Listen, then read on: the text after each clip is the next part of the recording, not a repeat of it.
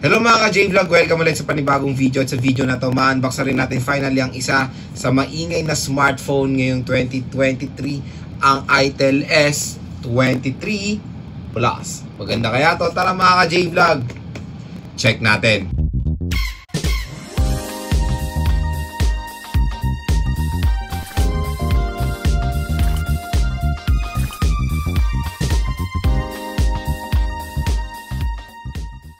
Excited i-unbox itong smartphone na to mga ka-J-Vlog, ang Itel S23 Plus, dahil napakalupit na itong smartphone na to be honest when it comes sa presyo and of course sa specifications. Ito na ang entry-level smartphone na mukhang flagship. So ang Itel S23 Plus ay kakalabas lang po dito sa Philippines ngayong October 2023 na mayroong official price na 7,499 pesos or almost 7,500 pesos na itong smartphone na to. Pero magandang balita, nag-offer si Itel neto nung launch date niya sa official store nila sa Shopee ng napakamurang halaga. Makukuha nyo na lang to first no as 5,700 pesos. Napakagandang deal sa ganitong smartphone.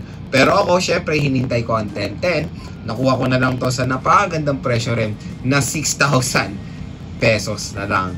So, di ba?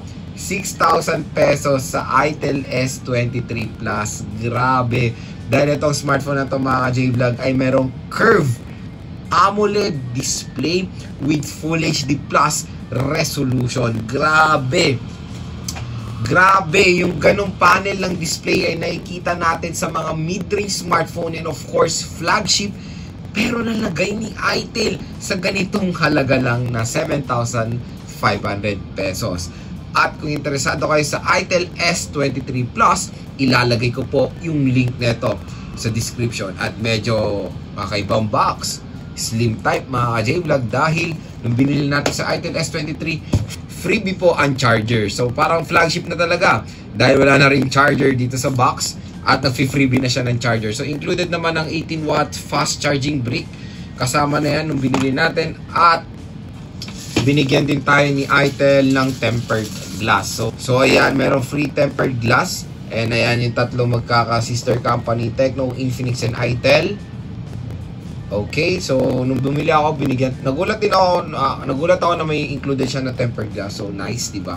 So yon, ang Itel S23, kung interesado kayo dyan, ilalagay ko nga ang link nito sa description. So yun mga J-Vlog, samahan nyo i-unbox ang bagong labas na napakalupit na entry-level smartphone ni Itel. So ayan, open na natin itong box ng Itel S23 Plus. So bago natin i-open yung box ng Itel S23 Plus, tingnan muna natin itong mga included. So nakakatuwa nga dito, may included siyang fast charger. So yun, medyo flagship style na talaga tong S23 Plus kasi no charger siya dito sa box. Slim box siya mga J-Vlog. So hiniwalay ni Itel yung box ng kanilang fast charging brick. So 18 watt to. Included naman, maganda balita, included pa rin. Diba? So yan, 18 watt fast charger ni Itel S23 Plus. So good thing na fast charger siya, diba? And of course, ang maganda rin dito, hindi lang screen protector na plastic ang included na libre, kundi po tempered glass na ang kasama. So ayan no, magkaka-sister company talaga to mga ka-J-Vlog. Tecno, Infinix, and Itel, magkaka-sister company to. Alam nyo naman, sa presyo pa lang ng mga products na to or ng mga brands na to, talagang mapapansin yung iisa lang sila dahil apakamura ng mga brands na to. So yan, pwede tong tempered glass na to sa Infinix Zero 30 and sa Itel S23 Plus. Okay, so ito na ang box ng ating Itel S23 Plus. AMOLED curved screen with 8GB of RAM and 256GB of internal storage. And ang maganda dito, NFC pa siya. NFC enabled. So sa likod ng box, ayan yung kanyang battery capacity, 5,000 mAh. The processor is buti na lang, di ba? Gusto ko tong processor na to, the Unisoc T616. Entry level chipset, Android 13 siya. Ayan, di ba? Ang ganda ng specs. In-display fingerprint scanner, pasan pa kayo. And open na natin itong Itel S23 Plus. So yun mga J-Vlog, in-order ko nga to sa Shopee, pero bago ko to ni-receive, syempre in-unbox ko rin siya, baka kasi sabon yung laman or bato. So magandang in-unbox ko rin siya for my security rin, di ba? So, tignan nyo naman yung box netong ITEL S23 Plus. Pang flagship siya, no? Tignan nyo naman, very presentable yung box. So, breakthrough without limits. Super designed by ITEL. Ayan, 6.78 inches AMOLED curved screen display. Ito yung kanyang charging cable. Type-C siya. Of course. Type-C. Yan, balik natin. Very presentable, no? Oops, ano to? Si Baby SIM eject tool. Wow! Very unique. Uy. Present po si paring earphone dito sa ating unboxing video. So, hello paring earphone. Type-C na ang dulo ni paring earphone. Grabe, nakakatuwa. Nasa ganitong kamurang halaga lang mga ka-J-Vlog, meron na si paring earphone. And of course, buksan natin to. Ayan yung smartphone. S23 Plus, NFC. Ayan yung kanyang mga specs. Diba? AMOLED curved display na sa halagang ang SRP nito 8,000, di ba? So sa halagang nakuha ko lang to 6,000. Grabe, napakasulit po. Super duper duper duper duper. I think yan ang top 1 sa akin na entry level ngayon 2023. So breakthrough without limits. Open natin. Nandito yung mga documentations. So meron tayong warranty policy. And of course, sad to say, hindi si Maring Jelly Case. Ang representative ni Maring Jelly Case, si Maring Hard Case po ang included. Mas gusto ko kasi si Maring Jelly Case mga ka-J-Vlog kasi full protection siya kasi maski sa gilid. Si Maring Hard Case kasi hindi po napoprotektahan yung gilid niya. So yan si Maring Hard Case. Hello Maring Hard Case. So wala pa rin tayong reunion dahil si Maring Jelly Case ay absent. So nalulungkot si paring earphone. Okay, so yan na naman po yung box ng ITEL S23 Plus. Next, let's proceed to the main event, yung smartphone. Ito na ang ITEL S23 Plus. Alisin natin siya sa plastic niya. Grabe, flagship experience talaga to mga J-Vlog. Curve na curve, oh. Solid yung display nito. Sobrang excited na ako hands-on. So tingnan natin yung color ni ITEL S23 Plus in Lake Cyan. So in 3, 2, 1. Oh, wow! Ang ganda! Grabe, hindi ako makapaniwala sa presyo nito, no? Nakuha ko to sa 6,000 pesos talaga, pero SRP nga niya nasa 8,000 plus. Solid! Ano ba yun? Hindi ba nalugi si ITEL dito? Grabe, pang flagship na to, oh. Kung hindi man flagship, mid-range eh, pero wow! Yun naman sabi ko, wow! Grabe! Ang ganda ng design din, no? Very premium. Ang lalaki ng camera module. So, titingnan rin natin yung camera samples nito. Meron tayo super na brand dyan or logo. Ganda. Gradient color, matte finish, curve. Curve yung back, curve yung harap. Napakanipis ng kanyang side. Glossy finish pero napakanipis. Legit. And in-display fingerprint scanner pa. Triple rear camera. Dual camera lang to. Dual camera setup. Nandito sa gitna is isang bilog is flash yan. So, okay, mali lang dyan. Dual camera lang yan. So, tingnan natin. Explore natin si ITEL S23 Plus. So, sa right side, nandito ang kanyang power button. And yung volume rocker. Sa taas naman ng smartphone, wala tayong makikita. Pero meron tayo dyang text na designed by ITEL. Sa gilid, sa left side, wala. Sa baba naman ng smartphone, no, parang flagship style din na nasa baba ang SIM card slot. Tingnan natin kung hybrid ba to or hindi. Oh, yun lang. Sad to say mga J-Vlog, flagship style din dahil hindi na expandable ang storage sa ITEL S23 Plus. So, SIM 1 and SIM 2. So, hindi siya expandable. Maganda rin naman. Okay lang naman dahil mataas naman storage niya. 256 gig na. Grabe, di ba? 256 gig pa to. Ewan ko ba? Grabe. Wala akong masabi dito. Super legit. Dito yung microphone, Type-C, and yung speaker grill. So, hindi ko alam kung ano to, stereo speakers. So, the moment of truth, open na natin si ITEL S23 Plus. So, maganda dito mga J-Vlog. Kaya, nandun yung tempered glass, diba? Pero may kasama siyang yung screen protector, yung plastic. So, pag sobrang gasgas na to, pwede nyo na ilagay yung tempered glass. Maganda dito, gamitin nyo muna yung included na screen protector niya sa out of the box. So, yan, ITEL. Libre yung tempered glass na yun nung order tayo. So ayan, na-open na natin si Itel S23 Plus. Grabe. Para na itong talaga flagship or isang high mid-range. Dahil AMOLED na nga, curve pa ang kanyang display. Solid oh. Grabe naman tong si Itel. Ewan ko ba? Umita pa ba siya dito? Grabe yung specs no. Tapos ganun lang yung presyo. Tignan nyo, ayan yung pagka-curve oh. Ayan oh, di ba ang galing oh. So kung gusto nyo maka-experience sa isang flagship smartphone sa murang halaga, consider nyo na itong Itel. Pero syempre, sakit na rin ito ng Infinix sa mga entry level. Medyo hindi ganun kataas yung brightness level ng Itel S23 Plus or kaliwanag kumbaga yung nits niya. So eto, full brightness na to mga ka-J-Vlog. Pero ako kasi isa akong user na mahilig sa full brightness, yung talagang nasisilaw. Pero marami kasing consumer na ayan, tamang-tama lang sa kanila yung ganitong brightness. And yun, downside is 60Hz. Okay na ako doon kasi grabe yung binigay na specs ni Itel, di na ako magreklamo sa 60Hz. Okay rin naman siya, 'di ba? So tingnan natin yung storage ito out of the box. Ang maganda pa dito, 256 GB pa to. So ang nakita nyo pa lang na gamit is 18.22 GB. Yung system is 17.62 GB. Napakalaki pa na available storage, 200 plus GB pa mga J-Vlog with 8 GB of RAM pa itong si Itel S23 Plus. So kabit natin si Maring hard case.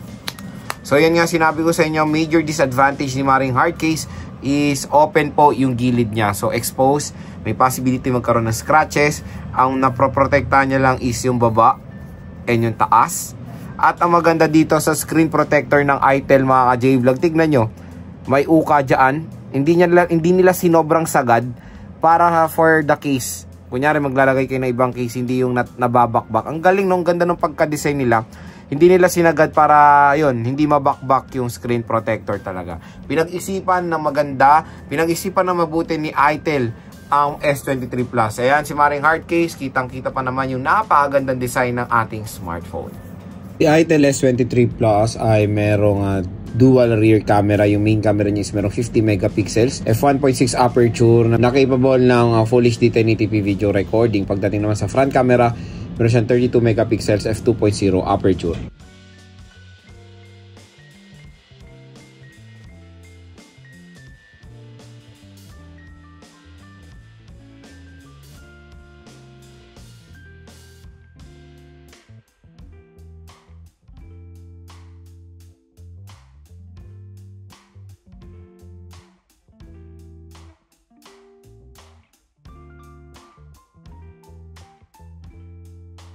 Sa screen naman, si Itel S23 Plus ay meron 6.78 inches AMOLED display na meron resolution ng Full HD Plus 1080 by 2400 pixels sa meron 388 pixels per inch. Meron siyang standard lang na 60Hz refresh rate, naka-punch hole display na siya at curve po ang kanyang display.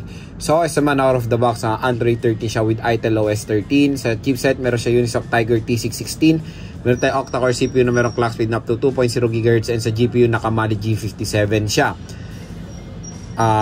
Meron siyang dalawang biometrics which is face unlock at fingerprint scanner, at yung fingerprint scanner niya ay in display na.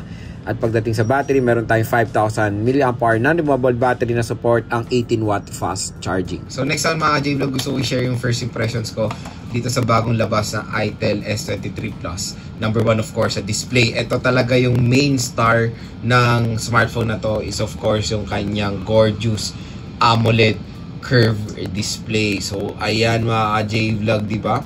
So itong curve AMOLED display ay usually nga nakikita natin sa mga mid-range and flagship smartphones.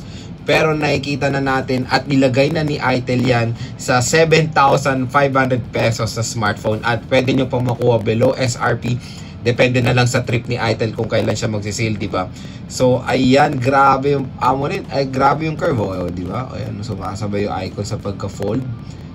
Nice. And AMOLED pa, Full HD Plus 1080p pa ang resolution. All goods na all goods ang display nito. Paniguradong bibigyan kayo nito ng premium viewing experience sa kanyang presyo. And ito na, sasabihin ko na, itong Itel S23 Plus ang pinakamagandang display sa entry level segment na 7,500 pesos, di ba? Grabe, siya na panalo, siya na ang number one, siya pa lang nakakagawa niyan sa ganitong price segment. Lupet. And medyo may downside lang or medyo pero may setback din. 60Hz screen refresh rate lang siya. Yun lang naman yun lang naman 60Hz. Pero okay, hindi na ako magreklamo diyan dahil binigyan naman tayo ng napagandang display panel, di ba? So, yun. Ayun, ang laki pa ng screen size niya. Number 2, sa operating system. So, maganda rin na out of the box, saka Android 13 na rin si ITEL S23. So, hindi na kayo mamumblema sa software update nito. Pero hopefully, ma-update din ito next year sa Android 14. Number 3 sa chipset, buti naman mga ka-J-Vlog na nilagyan nila to ng medyo okay na chipset sa entry-level segment. Kasi sayang naman yung ganda nito kung ang ilalagay mo lang is yung mga mabababang MediaTek Helio chipset or yung mga mabababang Qualcomm Snapdragon 400 series sa chipset, di ba? Unisoc T616 po ang nilagay ni ITEL dito. Yung chipset na yun ay all goods for gaming. Very snappy ang chipset na yun when it comes to navigation. Mabilis yan mga ka-J-Vlog dahil ang GPU po niyan is Mali G57. So okay na okay po ang ITEL S23 when it comes sa gaming. Buti na lang, di ba, na maganda ang itsura. Maganda rin ang chipset na nilagay. Number 4 sa RAM at internal storage. Wow na wow. Dahil RAM at ROM neto is 8GB. 256GB. Grabe ka naman, ITEL. 256 pa ang nilagay mo dito. Hindi 128 eh. 256 pa. Grabe naman. 8GB of RAM. Wow na wow. Sobrang sulit.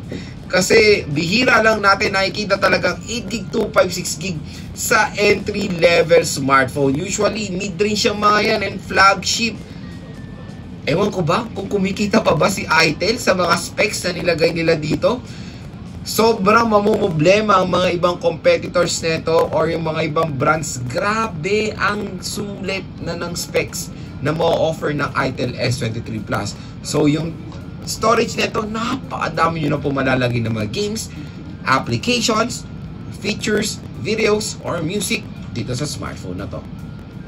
At ang pinakalas sa design. Grabe, ang ganda po ng design ng ITEL S23 Plus. Pang flagship level na talaga mga J-Vlog. Ayan, napakanipis pa po. Grabe.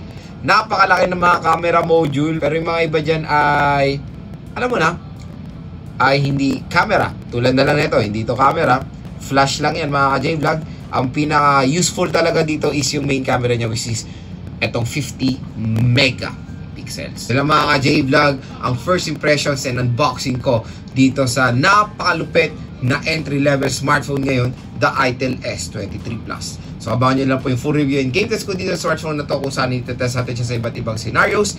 At kung interesado kayo dito, huwag na kayo magdalawang isip pa. I-recommend ko agad to. Ora-orada, i-add to cart nyo na yan. Mali nyo naman, mag-sale ulit to at makuha nyo to ng mas murang halaga lang. I-check nyo na po yung link nito sa description. Dalian nyo na.